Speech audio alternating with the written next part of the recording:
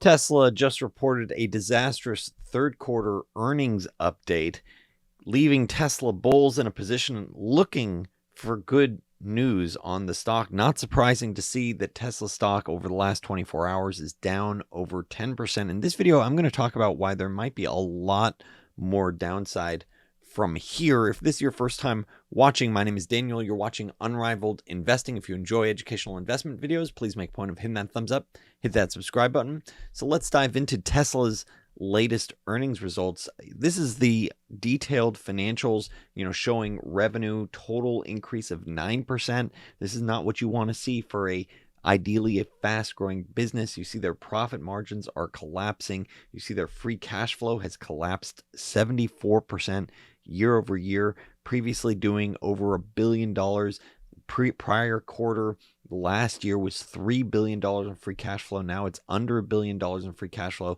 This is simply what is not acceptable for a company that was previously worth over $1 trillion. Now it's worth, around $800 billion and falling quickly. You cannot post results like this if you want to stay in the big boy club like that. It's just, you need to put on big boy numbers, big boy pants. And that's just not what you're doing here with Tesla's results. When you dive into it, looking at it, so you're seeing a strong growth in vehicle deliveries, but it's offset by reduced average selling prices, seeing a foreign currency impact. You see their margins went from nearly 20% previously in the prior quarters to under 10%, around 7.6% margin. This is partly because of some of the investments they're making.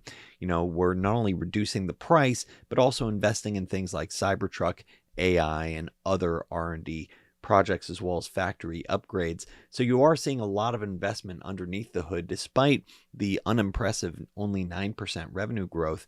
Now, keep in mind that revenue growth has a lot of different components.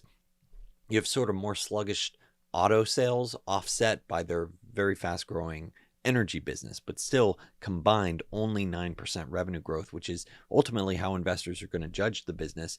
Now, I think one thing that will give investors some concern is looking at management's sort of objectives. And they talk about how our main objectives really haven't changed. It's about reducing the cost per vehicle, free cash flow generation, while maximizing delivery volumes and continued investment in AI and other growth projects. The reason why this is a little bit of a concern is the wording here, where they're not saying, hey, we're looking to maximize free cash flow, or we're not looking to generate, let's say, $1 billion in free cash flow per quarter. It's just free cash flow generation, period. It's just saying, hey, we would like to remain free cash flow positive while we're making all these growth investments. And by the way, we want to grow our volumes as fast as possible. But keep in mind, with cutting prices to grow those volumes, you might not actually see underlying sales grow significantly like you saw this quarter, where volumes grew significantly, 20-30%, but because of these price cuts, revenue was only in the auto space, closer to 5%, and all-in revenue for the business 9%. So this is the concern of, well, wait a second, could you be free cash flow break even while you're making all these investments? And once again, that's tougher to stomach when you're an $800 billion company. Now, management also, I would say, listening to Elon Musk, it's very clear it was a different tone than usual. It wasn't the typical, bullish rah-rah, this is going to be multi-trillion-dollar company, even though he alluded to, hey, this has the potential to be worth a lot, particularly with their Optimus humanoid, robot type of stuff. But he was clearly much more cautious than usual, talking about, their Mexico factory, how, they're laying the groundwork for the construction.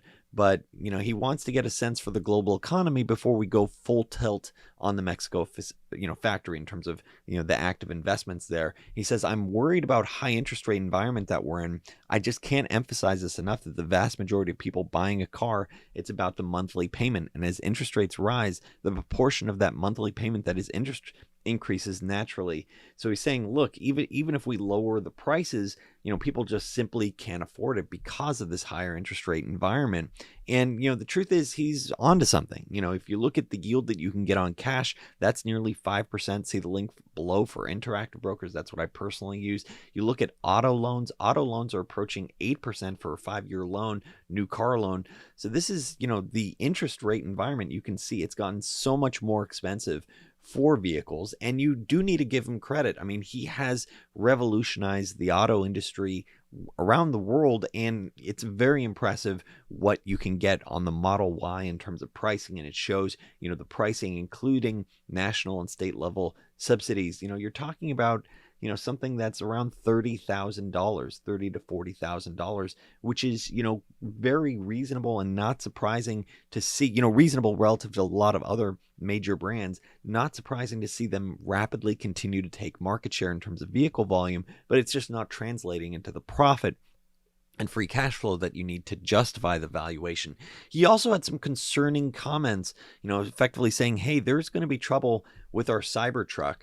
And, in particular, talking about the enormous challenges in reaching volume production and making Cybertruck cash flow positive. This is about matching both the fact that there's a lot of cool bells and whistles with Cybertruck, and personally I look forward to trying it myself someday, getting in and just seeing it. I mean, it seems incredibly cool. They're expecting to have deliveries, next month in November, but it's going to be a while and possibly a couple of years before you're even at profitability for this line. And this was a business line that investors got really excited about with Cybertruck. He talked about how there's pretty much endless demand for this truck, but the problem is, how do you actually get to production? And he's currently in that production hell with the Cybertruck, going from prototype to rapidly scaling up, because there's a lot of complexity with dealing with the stainless steel of the Cybertruck and making this, fancy, really cool vehicle.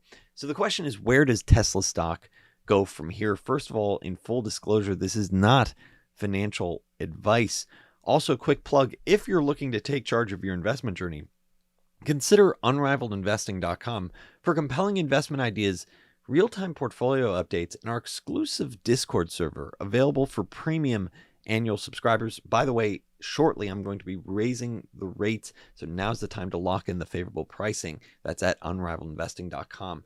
So I want to understand, where do I think Tesla can go from here? I check in with AI Ticker Chat. AI Ticker Chat is based on the key SEC filings, to get a projection for sales growth and profit margins and earnings multiple. This does not yet include their latest quarter, because it includes quarterly, the 10Qs. And so when that comes out, this will get refreshed. But based on the prior results, it was a bit more optimistic than I am on this stock. It previously, and it is unbiased, in terms of its AI reading these documents, coming to its own conclusion. It was previously saying over 100% upside over the next 5 years. I'm much more cautious on Tesla right now, partly because of, this chart, which shows that Tesla's growth, is decelerating significantly. This is their growth over the last 12 months now, rapidly falling. It's now below 30%, but in the most recent quarter is closer to 10%, which I think you're going to see figures over the next year closer to that, which is more in line with this blue line and gray line, which is the S&P 500 and the auto industry. So if you see growth rates go and hit the auto industry and the broader stock market, the S&P 500, it's going to be hard to justify a premium multiple when your growth rate isn't as much of a premium, in terms of you're not growing it, significantly faster. And keep in mind, this past quarter, it was, 9%, which is right here, which is in line with S&P 500 and auto industry.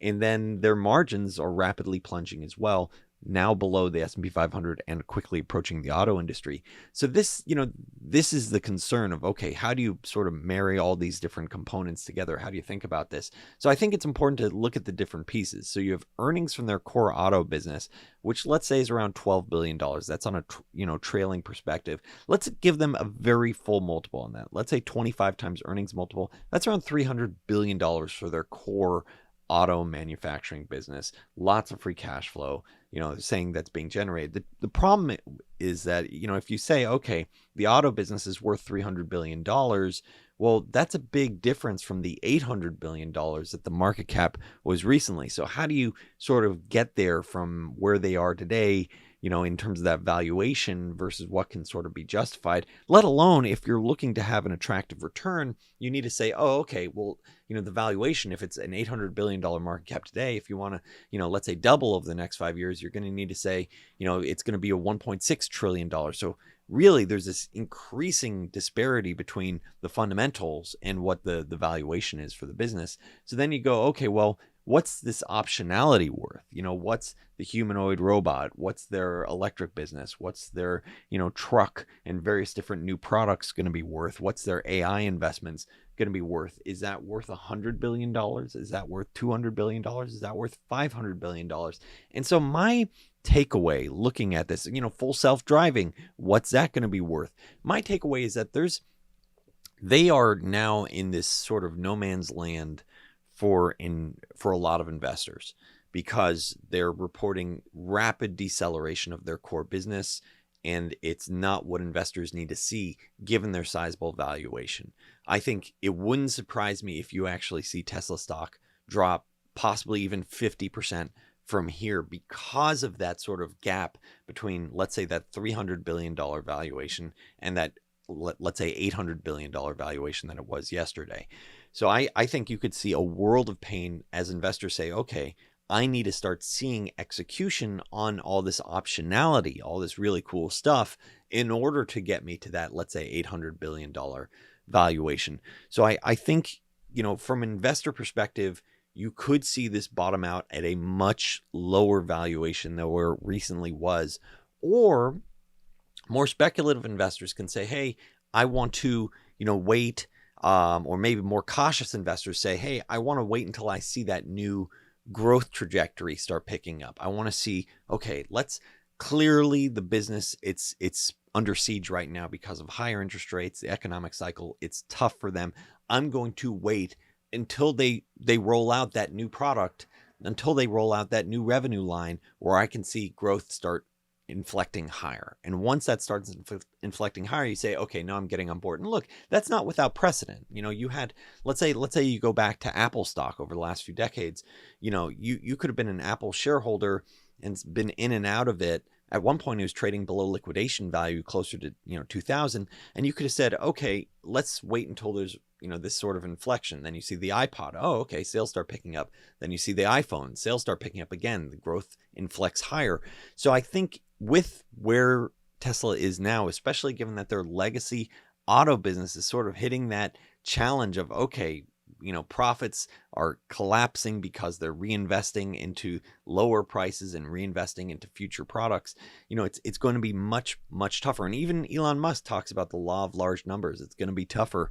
So in order to really say, hey, this is going to be a multi-trillion-dollar company someday, you're going to need to see the execution and delivery of additional products like Optimus robot, like full self-driving. You're going to need to see that, the Tesla robotaxi fleet. You're going to need to see something that start seeing that free cash flow from it, actual sales from it, before I think investors are going to say, hey, I'm willing to give this premium valuation. So I do think you're going through a reset. And personally, the way I'm investing is I want to find these companies with durable free cash flow, where even if you have a painful economic cycle, you're going to say, hey, I'm still expecting to generate real free cash flow, not just break even, just not an objective of, hey, our goal is to be free cash flow positive, but a company that says, hey, we're at free cash flow here and we're expecting to be much larger in the future, regardless of what's going on in the economy. That's personally how I'm, the types of bets I'm looking for that I call out to my subscribers at unrivaledinvesting.com. So I look at this and I think there might be a world of pain for Tesla shareholders from here. Wouldn't surprise me to see the stock drop significantly from here. I look at the latest earnings results, and there's just too much, deceleration in terms of the business. There's too much, arguably concern from the CEO, Elon Musk, talking, or the techno king, talking about, hey, interest rates have become a real problem. So, I mean, the next step is recession, in which case demand for autos, really take a hit on the nose, in which case that $300 billion valuation I had mentioned, that could come under pressure. And then you're really going to be hard pressed to find those investors that are going to say, hey, this product line that hasn't even been delivered yet is worth the valuation of the company. So I think this is a show me stage of the business, and it wouldn't surprise me if the valuation is just much, much lower. If you have a different opinion, I'd absolutely love to hear it in the comments below. Thanks so much for watching Unrivaled Investing.